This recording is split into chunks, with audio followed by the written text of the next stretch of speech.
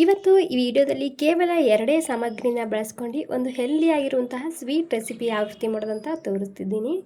ಇದನ್ನು ಮಾಡೋದಕ್ಕೆ ಮೊದಲಿಗೆ ನಾನಿಲ್ಲಿ ಕಡಾಯಿನಲ್ಲಿ ಸ್ವಲ್ಪ ನೀರು ಹಾಕೊತಿದ್ದೀನಿ. ದಪ್ಪ ಕಡಾಯಿ ಇದ್ದರೆ ಅದನ್ನೇ ತಗೊಳ್ಳಿ, ಕೆಳಗಡೆ ಅಂಟೋದಿಲ್ಲ.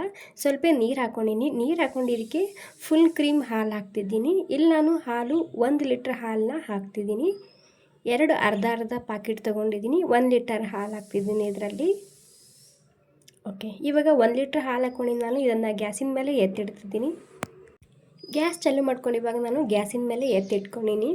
ಇವಾಗ ಹಾಲು ಕುದಿ ಬರೋಕ್ಕೆ ಸ್ಟಾರ್ಟ್ ಆದಮೇಲೆ ನಾನಿಲ್ಲಿ ಒಂದು ಅರ್ಧ ಕಪ್ ಆಗುವಷ್ಟು ಹಾಲಿನ ಮೇಲಿನ ಕೆನೆ ಹಾಕ್ತಿದ್ದೀನಿ. ಇದೇನು ಕಂಪಲ್ಸರಿ ಹಾಕಬೇಕಂತೇನಿಲ್ಲ, ಬಟ್ ಇದ್ದರೆ ಹಾಕ್ಕೊಳ್ಳಿ. ಜಾಸ್ತಿ ಕ್ವಾಂಟಿಟಿದಲ್ಲಿ ರೆಡಿ ಮಾಡ್ಕೋಬೋದು ಸ್ವೀಟ್. ಮತ್ತು ಇಲ್ಲಿ ಹಾಲಿನ ಮೇಲಿನ ಕೆನೆ ಫ್ರೆಶ್ ಆಗೇ ಇರಬೇಕು. 1 ಅಥವಾ 2 ದಿನದ ಕೆನೆ ಇದ್ದರೆ ಮಾತ್ರ ಹಾಕ್ಕೊಳ್ಳಿ, ಇಲ್ಲಾಂದರೆ ಸ್ಕಿಪ್ ಕೂಡ ಮಾಡ್ಬೋದು. ಇವಾಗ ನೋಡಿ, ಈ ಕೆನೆನ ನೀಟಾಗಿ ಹಾಲಿನಲ್ಲಿ ಮಿಕ್ಸ್ ಮಾಡ್ಕೊಂಡಿನಿ. ಇವಾಗ ನೋಡಿ, ಹಾಲಿನ ಜೊತೆ ನೀಟಾಗಿ ಮಿಕ್ಸ್ ಮಾಡ್ಕೊಂಡಿನಿ. ಮಿಕ್ಸ್ ಮಾಡ್ಕೊಂಡಾದ್ಮೇಲೆ ಇದಕ್ಕೆ ನಾನು 1 ಲೀಟ್ರ್ ಹಾಲನ್ನ ಹಾಕ್ಕೊಂಡಿನಲ್ವ, ಇದನ್ನು ಅರ್ಧ ಆಗೋ ತನಕ ಹಾಗೇ ಕುದಿಸ್ಕೊಂಡು ತೊಗೋಬೇಕು. ಸೈಡ್ನಲ್ಲಿ ಕೆನೆ ಬಂದಿರುತ್ತೆ, ಅದನ್ನು ಒಳಗಡೆ ಹಾಕ್ಕೊತ ಆವಾಗವಾಗ ಈ ರೀತಿ ಮಿಕ್ಸ್ ಮಾಡ್ಕೊತ ಒಂದು ಅರ್ಧ ಲೀಟ್ರ್ ಆಗೋ ತನಕ ಹಾಲನ್ನ ಕುದಿಸ್ಕೊಂಡು ತೊಗೋಬೇಕಾಗುತ್ತೆ.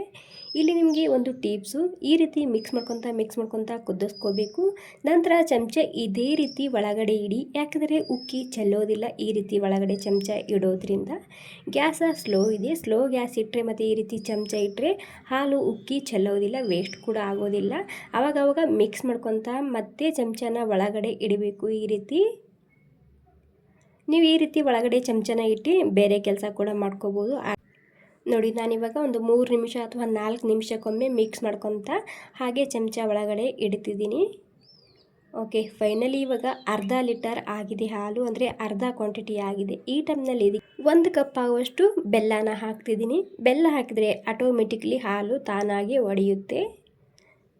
ಓಕೆ, ಇವಾಗ ಬೆಲ್ಲ ಹಾಕಿದ ಮೇಲೆ ಗ್ಯಾಸ್ ಹೈ ಫ್ಲೇಮ್ನಲ್ಲಿ ಇಟ್ಕೊಂಡು ಹೈ ಫ್ಲೇಮ್ನಲ್ಲಿ ಈ ಬೆಲ್ಲನ ಹಾಲಿನ ಜೊತೆ ನೀಟಾಗಿ ಈ ರೀತಿ ಕರಗಿಸ್ಕೊಂಡು ತೊಗೋಬೇಕು. ನಿಮಗೆ ಸಕ್ಕರೆ ಹಾಕಿದ ಸ್ವೀಟ್ ಇಷ್ಟ ಇಲ್ಲ ಅಥವಾ ತಿನ್ನೋಕೆ ಮನಸ್ಸಿಲ್ಲ ಅನ್ನೋದಾದರೆ ಈ ರೀತಿ ನೀವು ಮಾಡಿ ನೋಡ್ಬೋದು. ಟೇಸ್ಟ್ ಮಾತ್ರ ಅಲ್ಟಿಮೇಟ್ ಆಗಿರುತ್ತೆ ಈ ಬೆಲ್ಲ ಹಾಕಿದ ಸ್ವೀಟ್ ರೆಸಿಪಿ. ಮಿಸ್ ಮಾಡಿದೆ, ಒಂದು ಸಲ ಟ್ರೈ ಮಾಡಿ ನೋಡಿ. ಇವಾಗ ನೋಡಿ, ಹಾಲು ಒಡೆಯೋದಕ್ಕೆ ಸ್ಟಾರ್ಟ್ ಆಗಿದೆ. ಇವಾಗ ಬೆಲ್ಲ ಪೂರ್ತಿ ಕರಗಿದೆ. ಈ ನೀರು ಪೂರ್ತಿ ಹೋಗೋ ತನಕ ಹಾಗೆಯೇ ಕುದಿಸ್ಕೊಂಡು ತೊಗೋಬೇಕು. ಓಕೆ ನೋಡಿ, ಇವಾಗ ಇನ್ನೂ ಒಂದು ಸ್ವಲ್ಪನೇ ನೀರು ಉಳ್ಕೊಂಡಿದೆ. ಹೈ ಫ್ಲೇಮ್ದಲ್ಲಿ ನಾನು ಮಿಕ್ಸ್ ಮಾಡ್ಕೊತ ಹಾಗೆಯೇ ಕುದಿಸ್ಕೊಂಡು ತೊಗೊತಿದ್ದೀನಿ. ಅಂದರೆ ಟೋಟಲ್ ನೀರೆಲ್ಲನೂ ಖಾಲಿ ಆಗಬೇಕು. ಇವಾಗ ಗ್ಯಾಸ ಸ್ಲೋ ಮಾಡ್ಕೊಂಡು ನಾನು ನೀರು ಪೂರ್ತಿ ಖಾಲಿ ಆಗೋ ತನಕ ನಾನಿಲ್ಲಿ ಮನೆಯಲ್ಲೇ ತುಂಬ ಸುಲಭವಾಗಿ ಬಟರ್ ಪೇಪರ್ ಯಾವ ರೀತಿ ಮಾಡೋದಂತ ತೋರಿಸ್ತಿದ್ದೀನಿ.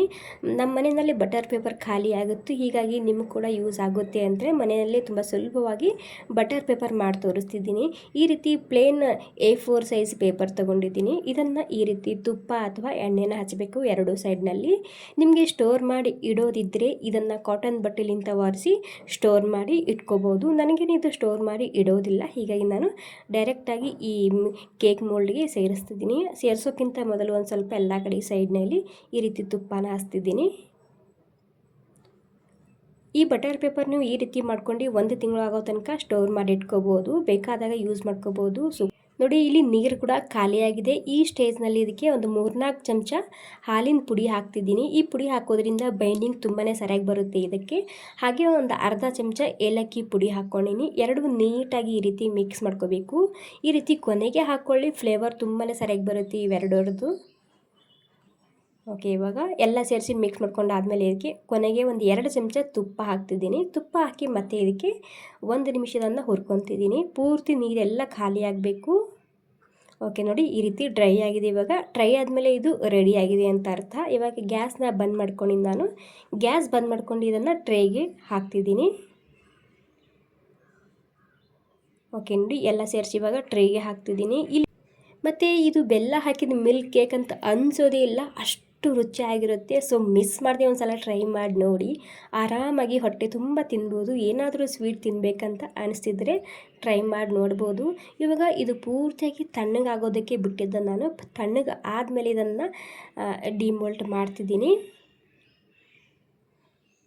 ಓಕೆ ನೋಡಿ, ಸೇಮ್ ನೀವು ಹೊರಗಡೆ ಹೋಗಿ ಯಾವ ರೀತಿ ಮಿಲ್ಕ್ ಕೇಕ್ ತಂದು ಮನೆಯಲ್ಲಿ ತಿಂತೀರಲ್ಲ, ಅದೇ ಟೇಸ್ಟ್ನಲ್ಲಿ ಬರುತ್ತೆ. ಅಷ್ಟೇ ರುಚಿಯಾಗಿರುತ್ತೆ ಇದು. ವಾವ್, ನೋಡಿ ಎಷ್ಟು ಸೂಪರಾಗಿ ಬಂದಿದೆ ನೋಡಿ. ಬೆಲ್ಲ ಹಾಕಿದ ಮಿಲ್ಕ್ ಕೇಕ್ ಅಂತೇಳಿ ಅನಿಸೋದೇ ಇಲ್ಲ, ಅಷ್ಟು ರುಚಿಯಾಗಿರುತ್ತೆ. ನಿಮಗೆ ಬೇಕಾದಂತಹ ಶೇಪ್ನಲ್ಲಿ ಕಟ್ ಮಾಡ್ಕೋಬೋದು, ಆರಾಮಾಗಿ ಹೊಟ್ಟೆ ತುಂಬ ತಿನ್ಬೋದು. ಸೊ ನೋಡಿ ಎಷ್ಟು ಸರಿಯಾಗಿ ಬಂದಿದೆ ಅಂತೇಳಿ ಮಿಲ್ಕ್ ಕೇಕ ನಿಮಗೆ ಸಮೀಪಲಿಂದ ತೋರಿಸ್ತಿದ್ದೀನಿ. ಸೂಪರ್ ಆಗಿರುವಂತಹ ಈ ಮಿಲ್ಕ್ ಕೇಕ್ ರೆಸಿಪಿ ನಿಮಗೆ ಸ್ವಲ್ಪನಾದರೂ ಇಷ್ಟ ಆಗಿದ್ರೆ ಒಂದು ಲೈಕ್ ಮಾಡಿ. ಸೊ ಮಿಸ್ ಮಾಡದೆ ಒಂದ್ಸಲ ಟ್ರೈ ಮಾಡಿ ನೋಡಿ, ಅಷ್ಟೇ ರುಚಿ ಕೂಡ ಇರುತ್ತೆ. ಸುಮಾರು ಅರ್ಧ kg ಮೇಲೆ ಮಿಲ್ಕ್ ಕೇಕ್ ರೆಸಿಪಿ ರೆಡಿ ಆಗಿದೆ. Okay, thank you.